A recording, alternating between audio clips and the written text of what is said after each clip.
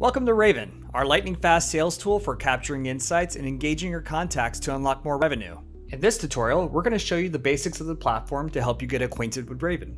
The platform is comprised of three sections: the dashboard, contacts, and engage. To start, let's create a contact by hitting Option C on your keyboard. Now, add the contact info.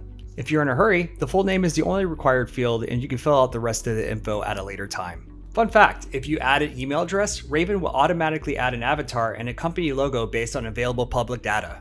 Profiles have three main sections: basic contact info, notes and activity, and most importantly, insights. There are 5 types of categories for insights: interest, people, locations, organizations, and dislikes. These colors will help you identify categories when you need to quickly recall important info about a contact before your next meeting or when you need to reach out via email.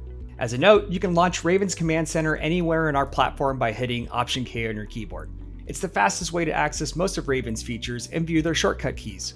Now that you understand the basics, watch our next tutorial video to see how you can add notes to capture insights using Ravyn's AI. It's crazy fast and easy to use, so you can spend less time on the screen and more time with your clients.